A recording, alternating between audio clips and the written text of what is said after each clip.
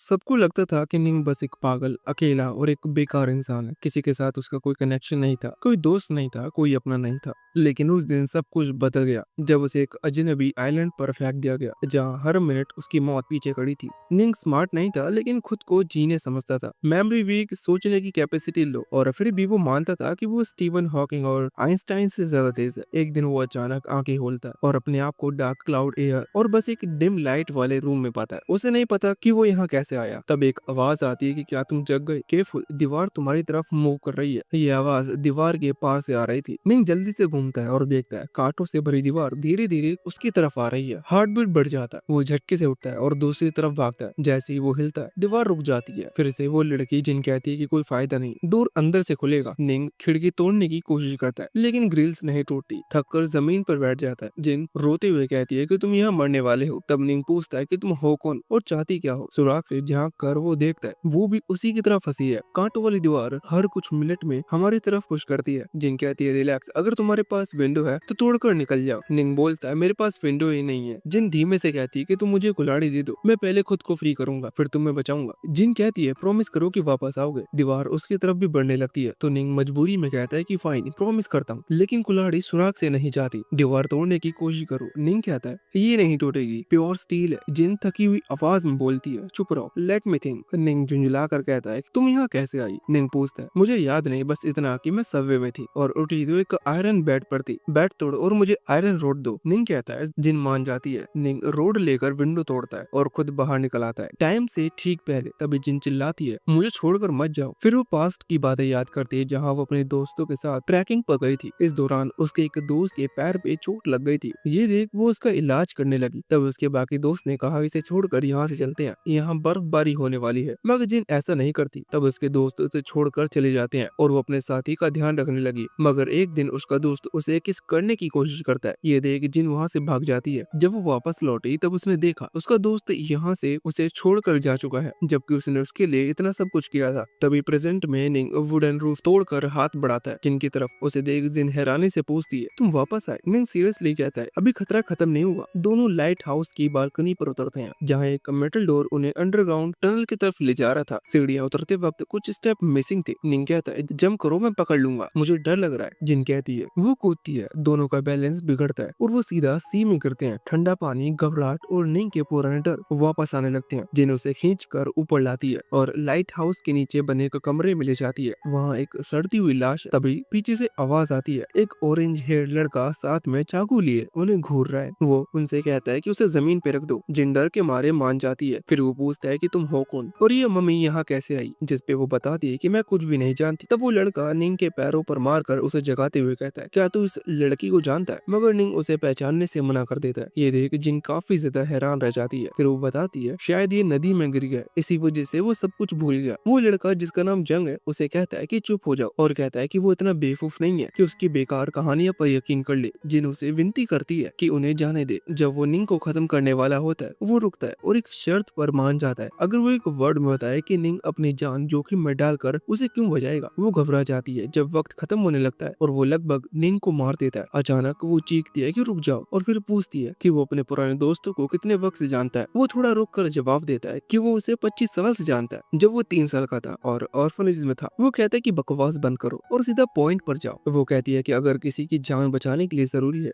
कि वो हमें पुराना जानता हो, तो क्या उसे यकीन है कि उसके दोस्त उसके लिए अपनी जान दांव पर लगा देंगे? वो चुप हो जाता है और वो आगे बताती है कि अगर ऐसा नहीं है तो कोई भी किसी की जान बचा सकता है, चाहे वो उसे जानता हो या नहीं। वो उठता है और कहता है कि चुप हो जाओ और वो चाकू रख देता है। वो कहता है कि उसके दोस्त उसके लिए कुछ भी करेंगे और यहाँ वो गलत है, लेकिन वो ये भी मानता है कि यहाँ हर किसी के लिए सच नहीं होता। कुछ देर बाद जिन निंग को समझाती है कि क्या हुआ था पहले और कैसे उसने उसकी जान बचाई। उसे यकीन नहीं आता कि उसने ऐसा कुछ किया था। जंग उससे पूछता है कि आखिरकार बात याद है? तो वो कहता है कि वो 5th क्लास में प्लेबॉय मैगजीन पढ़ रहा था। सब समझ जाते हैं कि सब कुछ भूल चुका है। जिन देखती है कि यहाँ तो मम्मी है, तो मम्मी यहाँ कैसे हो सकती है? वो मम्मी का हाथ ऐसे पकड़ती है जैसे ही कोई कैंडी हो और कहती है कि ये लाश यहाँ क्यों रखी है। फिर लड़कों की मदद से बॉडी को जमीन पर रखती है और अच्छे से देखती है। जंग अंदाजा लगाता है कि शायद ये कोई मरीन था और उसका कपड़ा फाड़ देता है। सब शॉक में रह जाते हैं क्योंकि बॉडी पर नंबर्स नाइफ से उकेरे गए थे। सब सोचते हैं कि इन नंबर्स का मतलब क्या है, लेकिन कुछ समझ में नहीं आता। तो वो बात बात वहीं छोड़कर दूसरी बात करने लगते हैं। जंग के बारे में पूछती है तो वो बताता है कि वो एक गैंग के लिए काम करता था जिसका लीडर चाइना में है। 3 दिन पहले वो किसी पंख वाली नाव से भाग रहा था और जब होश आया तो यहाँ था। कि जिन भी अपनी कहानी बताती है कि वो भी सबवे में सो रही थी और उठी तो यहाँ पाई। दोनों को शक होता है कि शायद ये किसी और गैंग का या ह्यूमन ट्रैफिकर्स का काम है, लेकिन इन कहता है कि नहीं, बॉडी पर जो नंबर्स है वो कोई बड़ा साइन है और ये सब किसी खेल का लग रहा है। जिन भी मान जाती है और कहती है अब तक सब कुछ किसी एस्केप गेम जैसा है तो हमें क्लू ढूंढने चाहिए। जंग बताता है कि उसने जगह सर्च कर ली है और एक टूटी सीढ़ी मिली है। तभी जिन मम्मी के कान में कुछ देखती है, एक स्क्रोल उसे निकालती है तो अंदर एक मैप होता है जिसमें एक जगह पर एक्स मार्क और लाइट हाउस बना है, साथ ही कुछ और सिंबल्स है। निंग कहता है ये मैप मैंने पहले कहीं देखा है लेकिन याद नहीं आ रहा। जंग चिल्लाता है और जोर लगाकर सोच में पड़ जाता है, लेकिन निंग कहता है सर में दर्द हो रहा है। जिन उसे संभालती है और एक कोने में लेकर पूछती है कि ठीक हो ना। किंग कहता है कि जब वो सोचता है तो सिर्फ फटने लगता है। जिन कहती है कि खुद पे जोर मत डालो और तसल्ली देती है। जंग उनकी बातें सुनकर परेशान हो जाता है और बाहर सिगरेट पीने चला जाता है। जब वो लौटता है तो देखता है कि दोनों सो रहे हैं। वो उन्हें लात मारकर उठाता है और कहता है कि चलो मैप वाली जगह पर चलते हैं। निंग एक्साइटेड हो जाता है जैसे ट्रेजर हंट पर जा रहे हो, लेकिन जिन पूछती है इस हालत में जाना सही है। जंग कहता है चॉइस नहीं है और अब तुम लोगों मेरे गुलाम हो। सामान बांधकर तीनों जंगल में निकलते हैं। अचानक जंग उन्हें रोकने के लिए कहता है और जमीन चेक करता है जहाँ उसे एक ट्रैप मिलता है जिसमें अभी तक खून लगा है। वो कहता है अगर किसी और के निशान मिले तो अपने निशान मिटा देना। फिर वो दोनों से कहता है गुलामों की तरह खाना पानी ढूंढो। निंग कुछ अजीब फल ले आता है और जिन मशरूम्स ले आती है। तभी जंग अचानक आता है और एक खरगोश मार देता है। फिर उन्हें एक केव में ले जाता है जो उसने पहले देख रखी थी और मांस पकाने लगता है। सारा मांस अकेले खा जाता है और निंग जिन के लिए बस फल छोड़ देता है। खाना खत्म करके जिन से कहता है कि मेरे लिए बिस्तर बना दो। वो उठकर बनाने चल जाती है और निंग से कहता है बचा हुआ मीट ले लो। फिर वो केव के अंदर जाता है और निंग को कहता है अंदर मत आना, तुम बस निगरानी कर। अंदर जिन बिस्तर बना रही होती है तभी जंग उसे दबा लेता है। वो खींचकर मदद मांगती है। बाहर निंग सुनता है और दौड़कर अंदर जाता है और चिल्लाता है रुक जाओ। ये सुनकर जंग को गुस्सा आता है और वो निंग को लात मारकर गिरा देता है। निंग फिर उठता है और कहता है कि हमें एक दूसरे के साथ बुरा नहीं करना चाहिए, हम टीम है। जंग तंग आकर उसके मुंह पर मुक्का मारता है और नीचे फेंक देता है। शाम होने लगती है तो जंग जंगल में अकेले निकल जाता है। उसे गुस्सा आता है कि उसे उस बेकार निंग से लेक्चर सुनना पड़ा। तभी उसे मदद की आवाज सुनाई देती है। वो केव की तरफ दौड़ता है और देखता है कि जिन और निंग भी वही आवाज सुनकर बाहर आ गए। ये उन्हें कहता है कि उसके पीछे आओ। जब वो आवाज के सोर्स तक जाते हैं वहाँ वो देखते हैं कि एक आदमी जैसे भाग रहा हो किसी से, और जिन देखती है कि वो ट्रैप में गिरने वाला है तो उसे वार्न करने लगती है, लेकिन निंग उसका मुंह बंद कर देता है। जंग समझ जाता है कि वो आदमी जिससे भाग रहा है वो दिख नहीं रहा तो कुछ गड़बड़ है। वो अंदाजा लगाता है कि जिसने ट्रैप बनाया वही उस आदमी का पीछा कर रहा है और तब वो लोग देखते हैं कि एक ट्राइबल बंदा कुल्हाड़ी के साथ आता है। जो आदमी ट्रैप में गिरा था वो मुश्किल से उठता है, लेकिन वो ट्राइबल बंदा उसे काफी बुरी तरह से मार देता है और उसकी लाश घसीट कर ले जाता है। जब वो वहाँ से चला जाता है तो जंग कहता है कि उन्हें केव में वापस जाकर छुप जाना चाहिए। अंदर जिन आराम करने लगती है जबकि निंग पूछता है कि यह आदमी कौन हो सकता है और क्या यहाँ कोई जंगली आदमी था। जंग सिंपल जवाब देता है कि उसे क्या पता और कहता है कि यह जगह सोची गई जगह से भी बहुत खतरनाक है। फिर वो कहता है कि वह रात भर केव की निगरानी करेगा और निंग को होशियार रहने को कहता है। अगली सुबह निंग और जिन खाना ढूंढने के लिए निकलते हैं और निंग को एक कोकोनट ट्री मिलता है। वो उस पर चढ़कर कोकोनट नीचे गिराता है ताकि जिन पकड़ ले,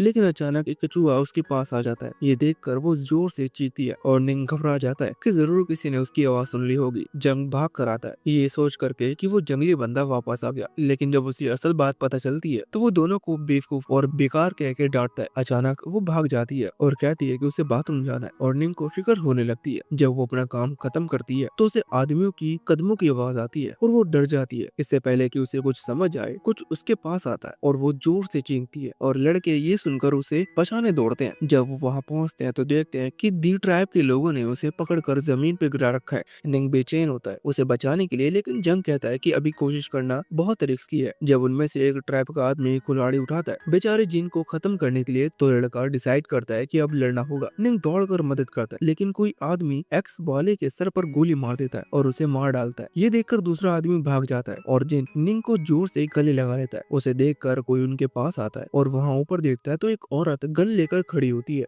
उसी ने उनकी जान बचाई थी। वो अपना नाम ट्रेसी बताती है जो पुलिस की मेंबर है और कहती है कि जल्दी करो क्योंकि जंगली लोग वापस आ सकते हैं। वो बताती है कि क्लिफ के नीचे उसके साथी हैं और पूछती है कि क्या वो उनके साथ चलना चाहते हैं। जिन एक्साइटेड होकर कहती है कि जितने ज्यादा लोग हों उतना अच्छा है। जंग उसे रोकता है और पूछता है कि वो कभी हांगकांग गई है, जिसके जवाब में वो कहती है कि नहीं। वो कहता है कि वो भी नहीं गया, लेकिन उसे पूरा यकीन है कि उसने उसे कहीं देखा है। वो कैजुअली इस बात को टालती है कि शायद कोई उसे जैसा दिखता होगा, लेकिन गुरु पर वो थोड़ा शक हालत में आ जाता है। वो झुककर आदमी के जख्मों को चेक करती है और देखती है कि उसे पीठ में गोली लगी है, जबकि उसने सिर पर निशाना लिया था। उसे ये अजीब लगता है क्योंकि वो एक चैंपियन शूटर है और कोई चांस नहीं है कि उसका निशाना चूक जाए। लेकिन इससे पहले कि वो और सोचे, जंगली लोग वापस आ जाते हैं और ग्रुप उनके तीरों से बचने के लिए भागता है। ट्रेसी एक गड्ढे के नीचे छुप जाती है और गोलियां चलाते हुए कहती है कि सब जंगल की तरफ भाग जाएं। जंग उस बेकार कपल मतलब जिन और निंग को वहां ले जाता है जहां ट्रेसी ने बताया था। ये लोग वहां पूल के पास थोड़ा आराम करते हैं और फ्रेश होते हैं और सोचने लगते हैं कि ट्रेसी को इतनी देर क्यों हो गई वापस आने में। जंग कहता है कि क्या वो मर तो नहीं गई या भाग गई, और दोनों इडियट को वार्न करता है कि इस आइलैंड पर और भी लोग हैं और बहुत संभल कर रहना होगा। वो कहता है कि मम्मी के जिस्म से जो मैप और कोट मिला था उसका जिक्र किसी और से कभी मत करना। जिन कहती है कि वो वही करेगा जो निंग कहेगा,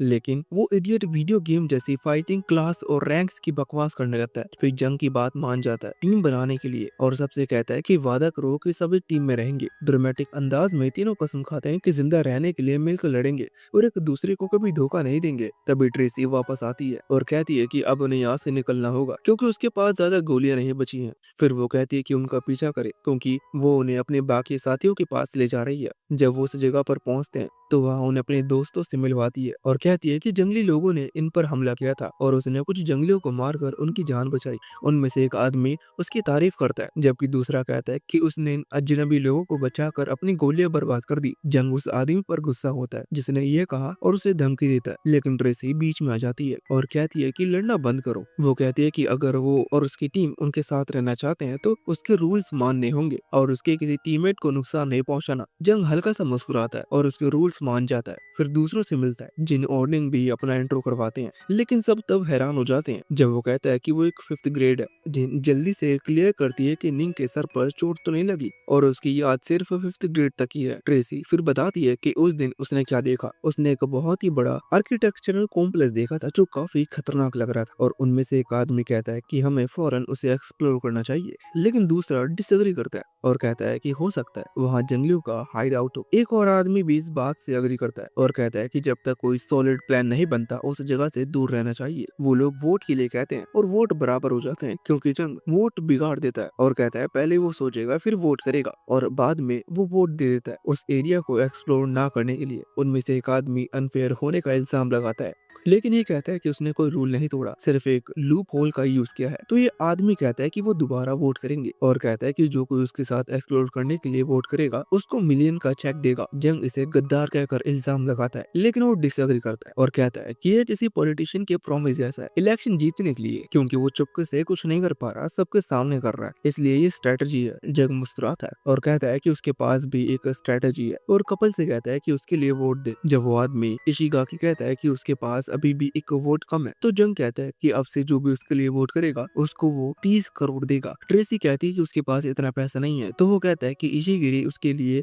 पैसे देगा क्योंकि वो वोट को अपनी तरफ चाहता है, इसलिए उसे ज्यादा देने में प्रॉब्लम नहीं होगी। जल्दी वो दोबारा वोट करते हैं और नेचुरली जंग जीत जाता है। उनमें से एक आदमी उसके साइड आ जाता है और कहता है कि अगर इशिगाकी चाहता है कि वो लोग कॉम्प्लेक्स को एक्सप्लोर करे तो उसे पैसे देने पड़ेंगे। अगले दिन सब साइड के लिए निकलते हैं और जैसे ही वो जंगल से गुजरते हैं जंग कहता है कि उसे ट्रेसी से अकेले में कुछ डिस्कस करना है। वो कहती है कि वो यही बात कर सकता है, लेकिन वो इंसिस्ट करता है कि अकेले बात करे और जब वो फिर भी मना करती है तो वो उसके कान में कुछ कहता है। उसके बाद वो कहती है कि रुक जा और उसे साइड में ले जाती है प्राइवेटली बात करने के लिए, जबकि बाकी लोग सोचने लगते हैं कि क्या हो रहा है। अचानक वो उसके गाल पर थप्पड़ मारती है और ग्रुप के पास लौट आती है। कहती है कि ये हद से ज्यादा बेकार इंसान है। वो सिर्फ हंस कर कहता है कि वो सही था और इस बात का बदला लेगा। ग्रुप उससे पूछता है कि क्या ठीक है, लेकिन वो कुछ कहती नहीं और गुस्से में चलती रहती है। ग्रुप चुपचाप उसके पीछे चलता है। जब वो उन्हें कॉम्प्लेक्स की तरफ ले जाती है और शाम तक वो लोग उस जगह पर पहुंच जाते हैं। सब लोग इतनी बड़ी बिल्डिंग देखकर हैरान हो जाते हैं और वहीं खड़े होकर देखते रहते हैं। ट्रेसी इशिगाकी से पूछता है कि क्या वो आर्किटेक्चरल साइट पहचान सकता है और वो कहता है कि यह मयान पिरामिड के जैसा लगता है। तो जंग पूछता है कि क्या वो इजिप्ट में है, लेकिन वो कहता है कि वो यकीन से नहीं कह सकते क्योंकि पिरामिड कई कंट्रीज में होते हैं और फिर कुछ एग्जाम्पल गिनाता है और वो लोग अंदर जाते हैं। नीचे उतरते हुए देखते हैं कि सीढ़ियां खत्म नहीं होती। ट्रेसी उन्हें सावधान रहने और पास पास रहने के लिए कहती है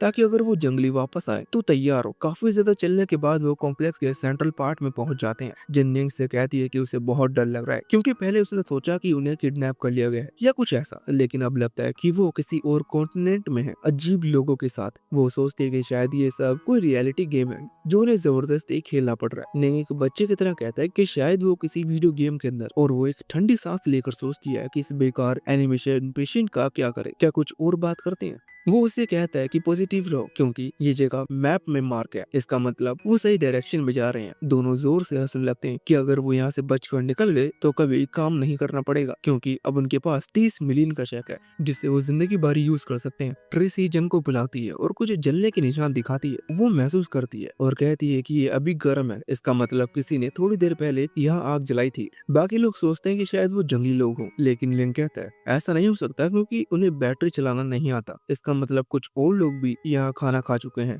और ट्रेसी आसपास देखकर कहती है कि उन्होंने भी यहाँ आराम किया था। इशिगाकी कहता है कि अब उन्हें पिरामिड के अंदर जाकर एक्सप्लोर करना चाहिए। एक बंदा कहता है कि यहाँ ज्यादा सेफ है, लेकिन जंग कहता है कि उन्हें दो ग्रुप्स में बंटना चाहिए, एक अंदर जाएगा एक्सप्लोर करने और दूसरा बाहर रहेगा। इशिगाकी एक शर्त पर राजी होता है और टीम वो डिवाइड करेगा। वो ट्रेसी के साथ एक्सप्लोरेशन टीम लीड करेगा ताकि वो सेफ रह सके, और जिन भी उनके साथ होगी अपनी मेडिकल स्किल के लिए, जबकि एक और बंदा होगा जिसके पास फिजिकल स्ट्रेंथ है। बाकी सब बाहर रहेंगे और अगर अंदर वाली टीम के साथ कुछ होता है तो वो उन्हें बचाएं। जब वो लोग अंदर जाते हैं तो येलो हेयर वाला बंदा जंग से पूछता है कि उसने उसे मना क्यों नहीं किया, और कहता है कि इशिगाकी को हटाने के लिए उसके साथ टीम बनाए ताकि वो सारी पावर ले सके। जंग मुस्कुराता है और सीधा मना कर देता है, कहता है कि वो ऐसे कीड़े मकोड़ों के साथ काम नहीं करना चाहता। जब वो बंदा अपनी बकवास जारी रखता है तो वो छुरी निकालता है और उसे धमकाता है कि अपना चेक दे। ये बंदा कहता है कि ये क्राइम है, लेकिन जंग कहता है कि उसके पास कोई सबूत नहीं है और उसकी बात सच साबित होती है क्योंकि इकलौता गवाह तो अभी बाथरूम गया होगा। इसी दौरान दूसरी टीम अंदर आ जाती है और दीवारों पर लिखी हुई चीजें देखते हैं। इशिगाकी कहता है कि उन्हें किसी और आर्कियोलॉजिस्ट की जरूरत है।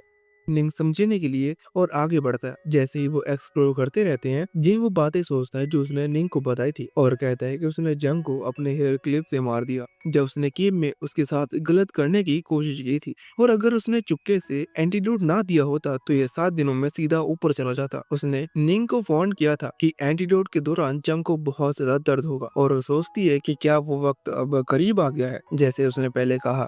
जग के पेट में दर्द शुरू हो जाता है और वो निंग से कहता है कि एरिया गार्ड करे। जब तक वो अपना दर्द हल्का करने जाता है तभी जंगली लोगों का एक ग्रुप वहां आ जाता है और सब घबरा कर भागने लगते हैं। जंग दर्द बर्दाश्त ना कर पाते हुए अपना पेट पकड़ता है और जमीन पे गिर जाता है। निंग को अचानक जिन की बात याद आती है और वो उसकी तरफ भागता है। जब जंगली जंग पर निशाना बनाते हैं जो होश में रहने की कोशिश कर रहा होता है, निंग वक्त पर पहुंच जाता है और उसे अपने कंधे पर उठाकर वहां से ले जाता है। येलो हेयर वाला बंदा एक स्विच दिखाता है और उसे खींचता है जिससे ऊपर से दरवाजा धीरे धीरे बंद होने लगता है। निंग जंग के साथ जल्दी करता है और मुश्किल से अंदर आ जाता है बिना सिर के चुले। वो सब सांस रोक लेते हैं। अब उन्हें समझ में आता है कि अब वो बाहर नहीं जा सकते, और आवाज सुनकर दूसरी टीम वापस आ जाती है चेक करने। जंग निंग का शुक्रिया अदा करता है उसकी जान बचाने के लिए और दूसरे बंदों को डांटता है जो उन्हें बाहर बंद करने वाला था। वो बंदा कहता है कि मैं डर गया था और सोचने का वक्त नहीं था, इसलिए पैनिक में दरवाजा बंद कर दिया। और इशिगाकी भी कहता है कि ये सही फैसला था। निंग उनसे पूछता है कि बाहर कैसे निकलेंगे, तो वो कहता है कि अभी के लिए अपनी एनर्जी वेस्ट ना करो, इस पर सोचकर और एक्सप्लोर करना कंटिन्यू करो, शायद कोई और क्लू मिल जाए। जिन अचानक निंग के बाजू में एक पर्पल चीज देखती है और उसका जायजा लेती है।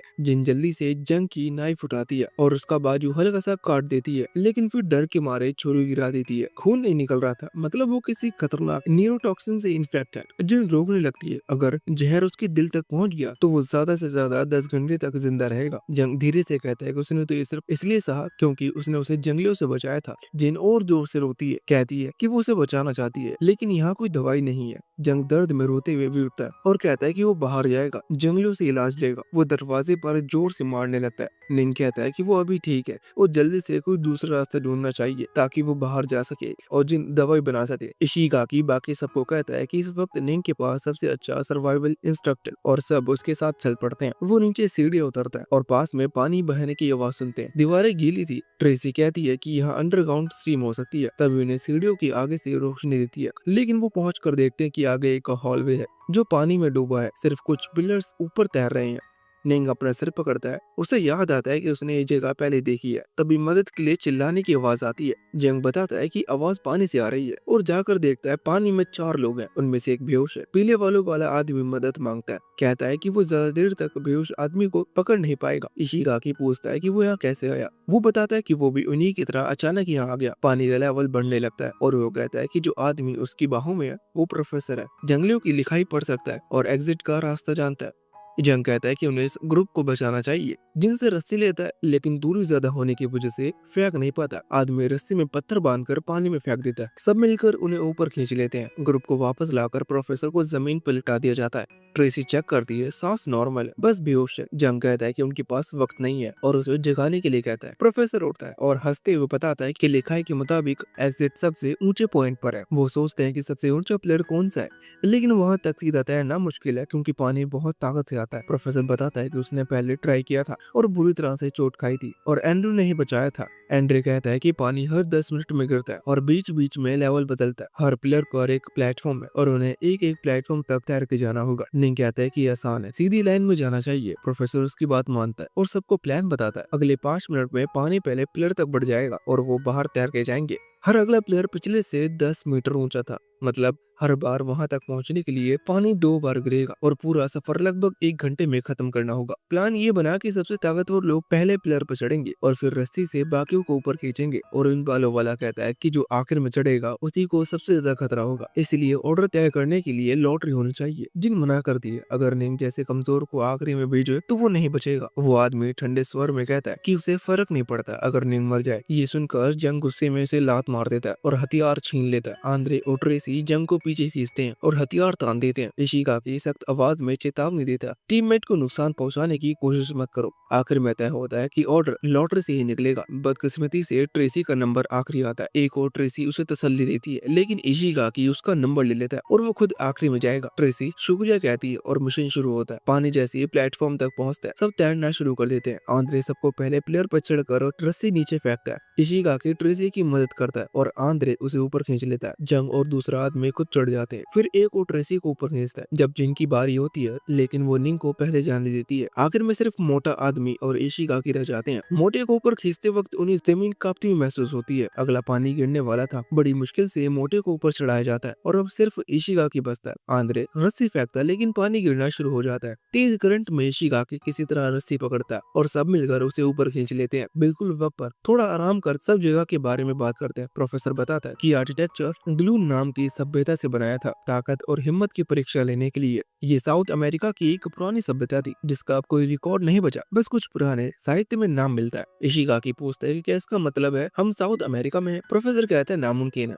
ये भाषा ग्लून है, इसमें सिर्फ 20 अक्षर है। निंग पूछता है कि क्या जंगलियों का ताल्लुक इनमें से है, लेकिन प्रोफेसर इनकार करता है। वो ग्लून लोग बहुत बुद्धिमान थे और कुछ मानते थे कि वो अमर है। इशिगाकी पूछता है मयान ने उन्हें कैसे हराया। प्रोफेसर दुखी होकर कहता है अभी नहीं, एक दिन अचानक वो आइलैंड और उसके लोग गायब हो गए। तब निंग को दर्द उठा। कहता है कि उसने ये कहानी पहले सुनी है लेकिन याद नहीं आ रहा। जिन उसे तसल्ली देती है कि इलाज जल्दी मिल जाएगा। अगला पानी गिरते ही वो अगले पिलर तक तैर के जाते हैं और रस्सी से ऊपर चढ़ते हैं। मोटे को अचानक एक गेट दिखता है। प्रोफेसर हैरान होता है, अभी तो हम सबसे ऊंचे पॉइंट तक नहीं पहुंचे हैं। वो दीवार पर जुमला दोहराता है, जो सबसे ऊंचा पिलर तक पहुंचेगा उसे क्वाल्टर का रास्ता दिखेगा। निंग कहता है कि वहां तक पहुंचने के लिए 5 मीटर चढ़ना हो, वरना फिर पानी का इंतजार करना होगा। आंद्रे कहता है पहले वाला प्लान सही था। इशिगाकी भी मानता है कि शायद गेट तब तक ना खुले जब तक उसे ऊंचे पॉइंट तक ना पहुंचे, लेकिन निंग तर्क देता है कि तब तक पानी इस प्लेटफॉर्म और गेट दोनों को डुबा देगा। सब मान जाते हैं कि अभी गेट तक पहुंचना जरूरी है। वो हाई प्लेटफॉर्म की तरफ बढ़ते हैं। आंद्रे सबसे पहले पहुंचकर बाकी को ऊपर खींचने लगता है। जंग चढ़ते वक्त फिसल जाता है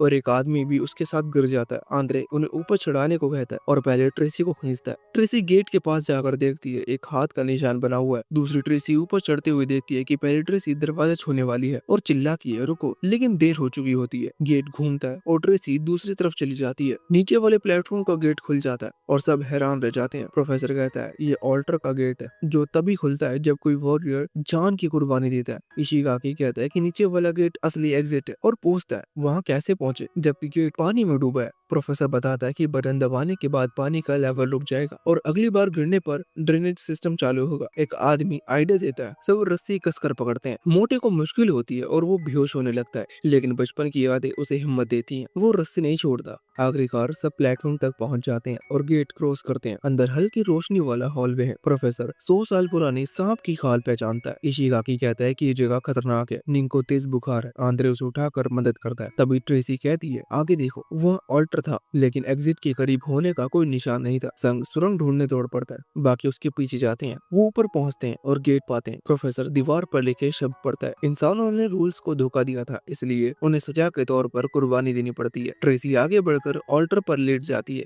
गेट खुलने लगता है, लेकिन प्रोफेसर रोकता है। ये रूल्स को धन्यवाद देने की जगह और इसके लिए कुर्बानी देनी होगी। जंग भागते हुए मंदिर के अंदर घुसने की कोशिश करता है, लेकिन प्रोफेसर उसे रोक देता है। वो समझता है कि ये कोई साधारण जगह नहीं, बल्कि एक पवित्र वेदी है जहाँ बलिदान देना जरूरी है। फिर वो ट्रेसी से उठने को कहता है। जैसे ही ट्रेसी उठती है, गेट फिर से धड़ाम से बंद हो जाता है। प्रोफेसर कहता है, अगर बाकियों को बचाना है तो हमें किसी को पीछे छोड़ना ही होगा। तभी एक लड़का आइडिया देता है, क्यों ना किसी बड़े पत्थर को वेदी पर रख दें। सबको ये ठीक लगता है और वो पत्थर ढूंढने लगते हैं। तभी मोटा लड़का चिल्लाकर बोलता है, अरे इधर देखो, पत्थर मिल गया। लेकिन जैसे ही एक लड़का बड़ा सा पत्थर उठाता है, वो हाथ में आते ही चूर चूर हो जाता है। प्रोफेसर बताता है कि ये पत्थर बहुत पुराने और कमजोर है, काम नहीं आएंगे। जैन फिर वेदी पर चाकू से वार करके चेक करती है और कहती है कि ये बहुत मजबूत है, लेकिन अकेले वो हिला नहीं सकती। इसी का कहता है, अब कोई चारा नहीं है, हमें किसी को पीछे छोड़ना होगा। पर सवाल ये था कि इसे। तभी पीले वाला लड़का कहता है कि निंग बीमार है, उसे छोड़ देते हैं।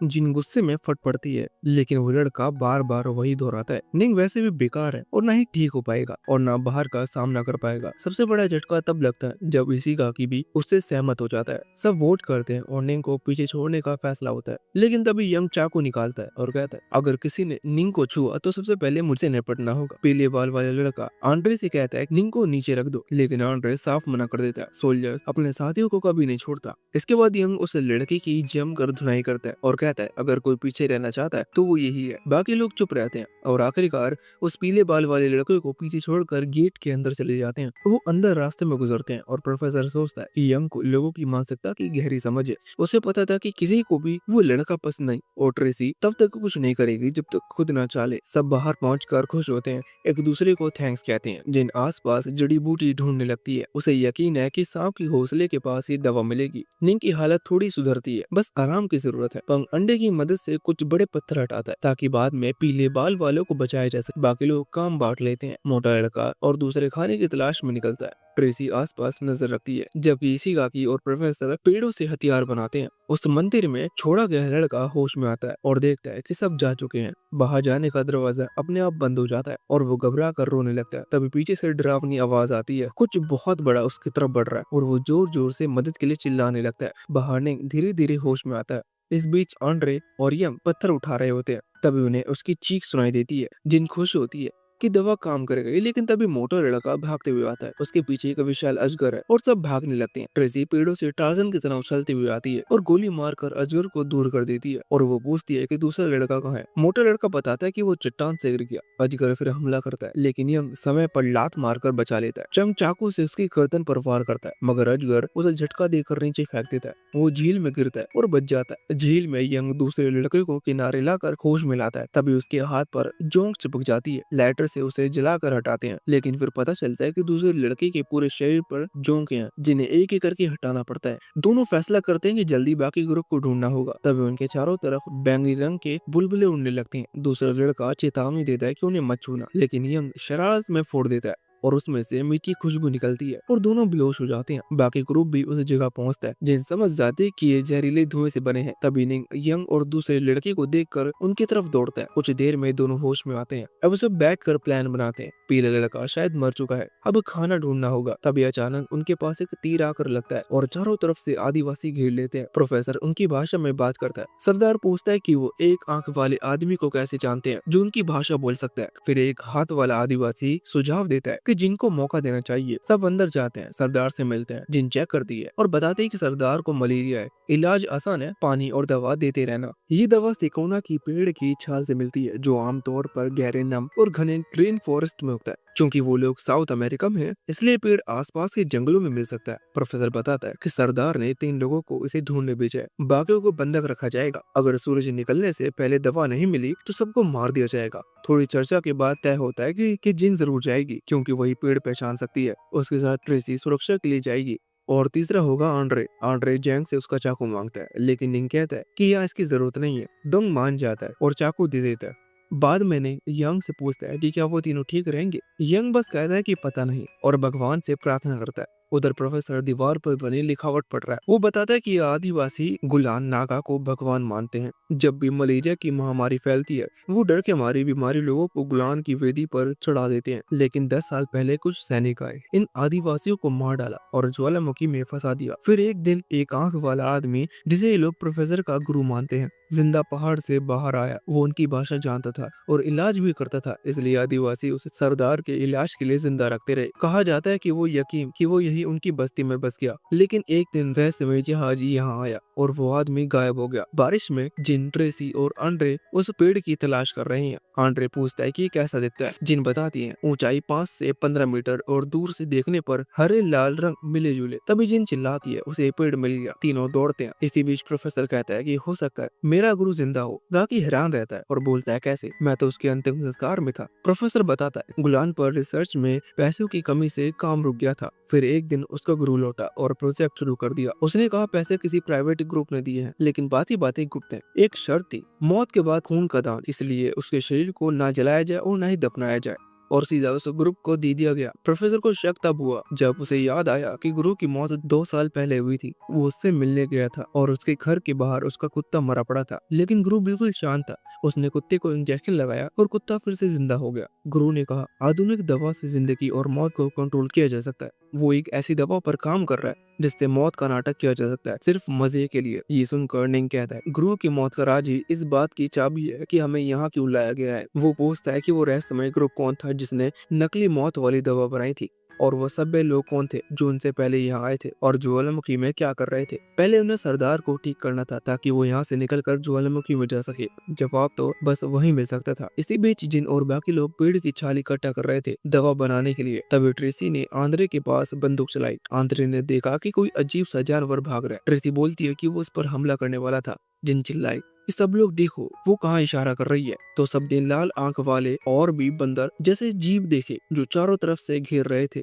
गुफा में जंगली लोग बाकी कैदियों को ले जाते हैं जबकि सूरज भी नहीं निकला था। फैटी उनसे कहता है कि जिन और बाकी लोग दवा लेकर वापस आ जाएंगे, लेकिन वो सबको फांसी की जगह पर ले जाते हैं। फैटी डर के मारे रोने लगता है और उसके कपड़े भी गीले हो जाते हैं। प्रोफेसर कहता है कि सबको हिम्मत दिखानी होगी क्योंकि जंगली बहादुर लोगों को पसंद करते हैं और डरपोक को मार देते हैं। सच में एक जंगली फैटी को खींच कर ले जाने लगता है, लेकिन तभी जिन और बाकी लोग लौट आते हैं। बाद में सब जमकर खाना खाते हैं, लेकिन फैटी अचानक उठकर चिल्लाने लगता है कि वो मर गया है। जिन दवा तैयार करती है और सरदार को देती है। सरदार धीरे धीरे ठीक होने लगता है। नेता जिन का शुक्रिया करता है और कहता है कि वो उन्हें ये इलाज सिखा देगी ताकि आगे इंसानों की बलि ना देनी पड़े। बूढ़ा आदमी भी उसका धन्यवाद करता है और बताता है कि एक आंख वाला आदमी कभी इलाज नहीं सिखाता था, लेकिन जिन बहुत अच्छी है। वो उसे यहाँ से पहाड़ तक का रास्ता भी बता देता है। जिन उसे जंगल में दिखने वाले बंदर जैसे जीवों के बारे में पूछती है तो वो कहता है कि उन्हें उन सभ्य लोगों ने छोड़ा था जो पहले यहाँ आए थे। वो ये भी कहता है कि अगर उन बंदरों ने काट लिया तो इंसान वैसा ही बन जाएगा। जिन बाकी सब को ये बताती है तो प्रोफेसर कहता है कि ये विज्ञान से परे है। निन कहता है कि हो सकता है ये बंदर उस प्राइवेट ग्रुप के प्रयोग का नतीजा हो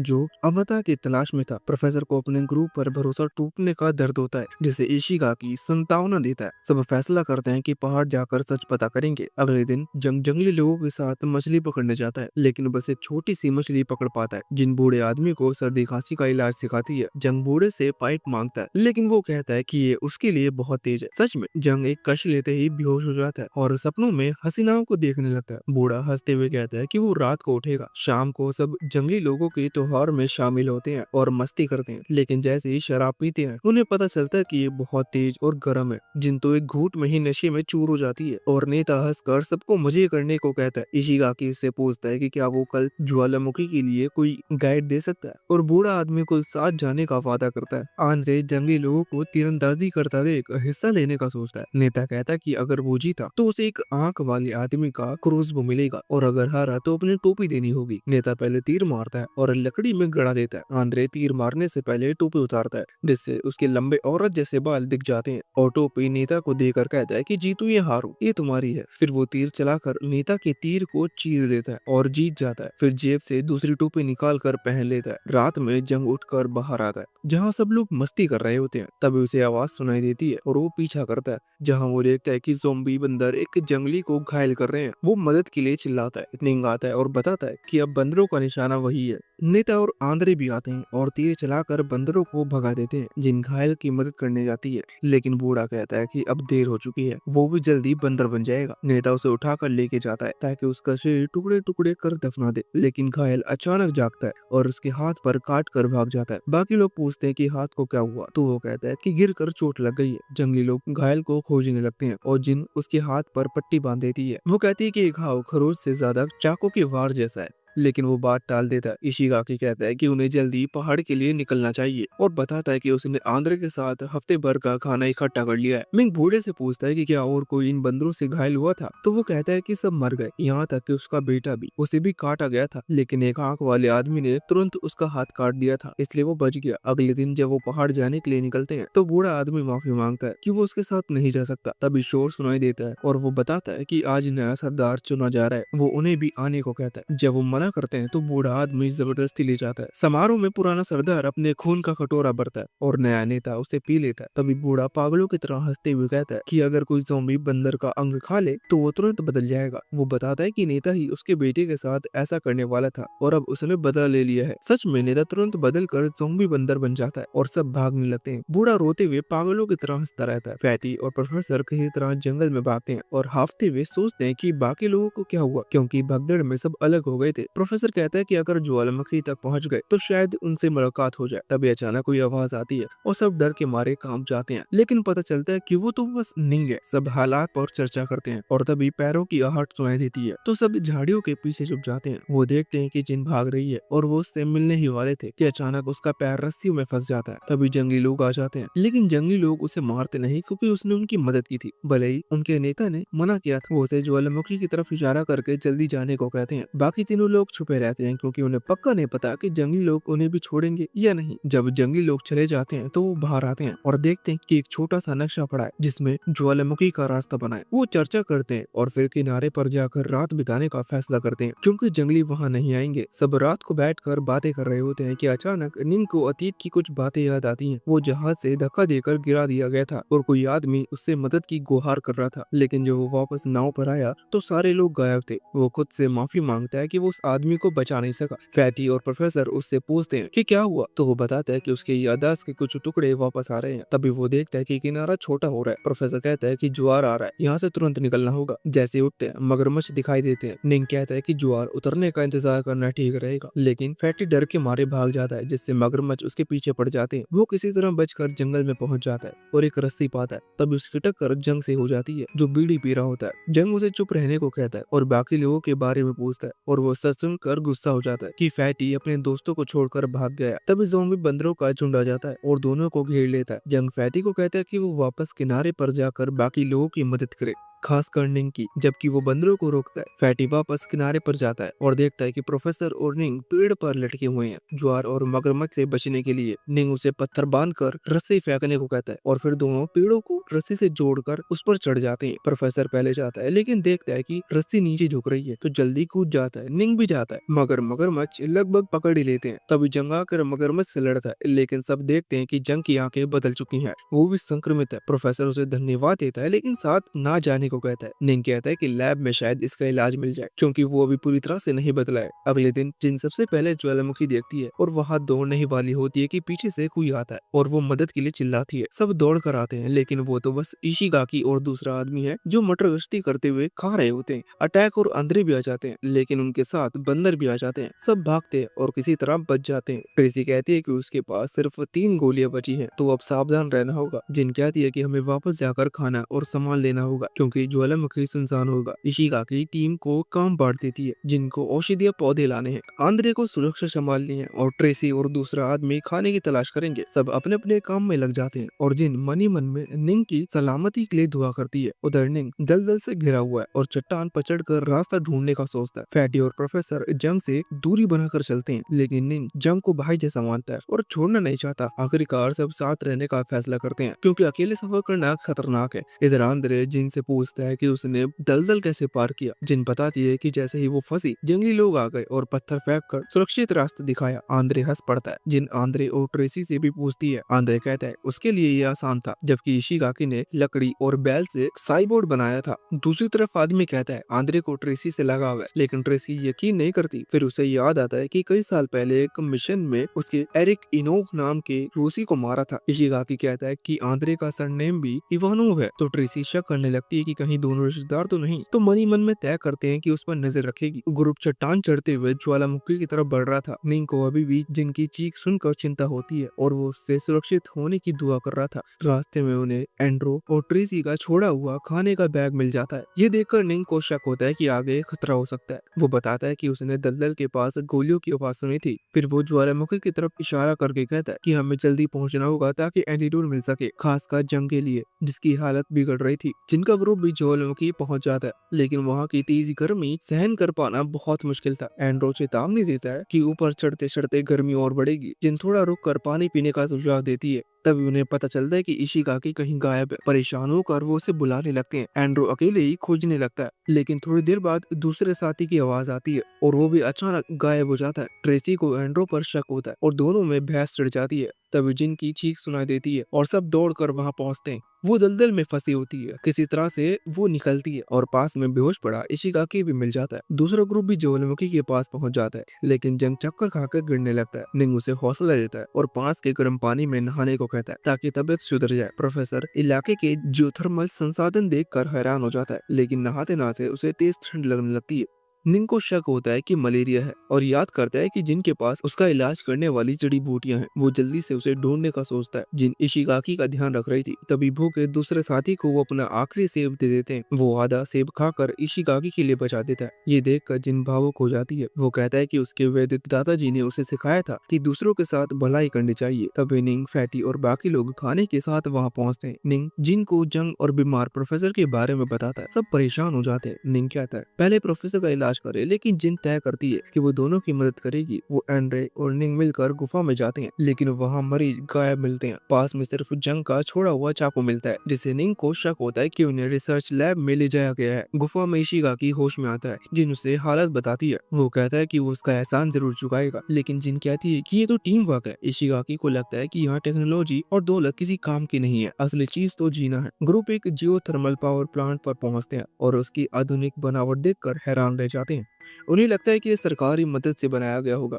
इशिगाकी कहता है कि हमें बंदरगाह ढूंढना चाहिए, लेकिन अभी बहुत खतरा है, इसलिए पहले लैब देखते हैं। अंदर उन्हें एक मरा हुआ रिसर्चर और सुपर कंप्यूटर मिलते हैं। इशिगाकी हैक करके थोड़ी जानकारी निकालता है और सबको अलग अलग काम सौंपता है। ट्रेसी, जिन और फैटी बायोकेमिकल एरिया में जाते हैं, जहां उन्हें कंटेनर में बंद ज़ॉम्बी बंदर और एक एंटीडोट मिलता है, लेकिन फैटी डर कर बाहर ही रुक जाता है। वहीं निंग, जिनांग और एंड्रे दूसरी तरफ जाकर स्पेस सूट और मिलिट्री आईडी पाते हैं। उन्हें शक होता है कि ये खतरनाक अमृता वाला रिसर्च सरकारी है। दूसरे साथी को तनाव से पुराना मानसिक रोग महसूस होने लगता है। वो याद करता है कि कैसे एक बास्केटबॉल मैच में उसने आपा को खो दिया था। इशिगाकी के कहने पर वो रेस्टोरेंट नाम वाले हिस्से में चला जाता है। जिनकी टीम और मिंग की टीम अपने अपने रास्ते से घूमते घूमते आखिरकार लैब के अलग अलग हिस्से में पहुंच गई। जिन वाली टीम को ज़ॉम्बी बंदरों से भरी कंटेनर और एक एंटीडोट मिल गया, जबकि मिंग और आंद्रे वाली टीम एक रेस्टोरेंट जैसी जगह पर पहुंच गई, जहाँ टेबल पर बैठे लोगों के कंकाल थे, जैसे वो खाते खाते अचानक मर गए हों। आंद्रे ने एक लाश चेक की तो पता चला कि ये बाकी पुरानी लाश जैसी नहीं है,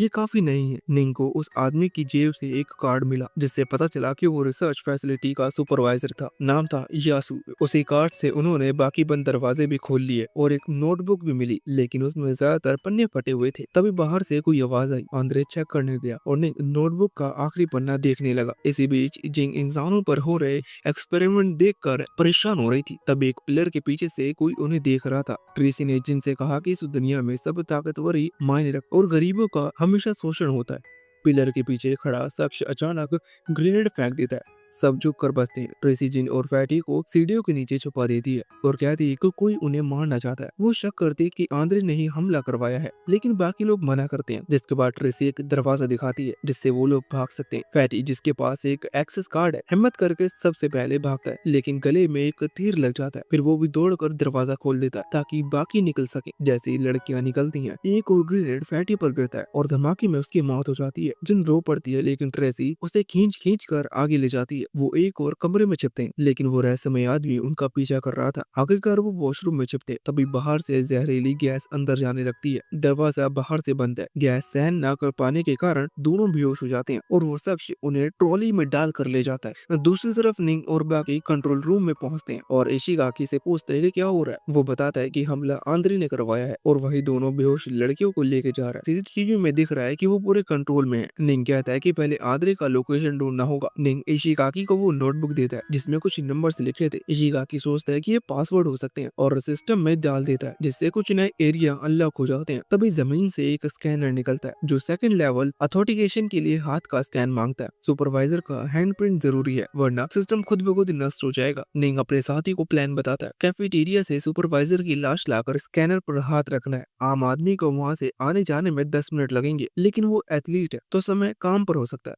रास्ते में उसे बहुत रुकावटें आती हैं, लेकिन निंग और इशिगाकी के हौसले से वो दौड़ता रहता है। कैफेटेरिया पहुंचकर वो बड़ी मुश्किल से लाश को उठाता है और कंट्रोल रूम की ओर भागता है। रास्ते में आंद्रे सामने आ जाता है, लेकिन वो बिना रुके दौड़ता रहता है और टाइम पर लाश का हाथ स्कैनर पर रख देता है।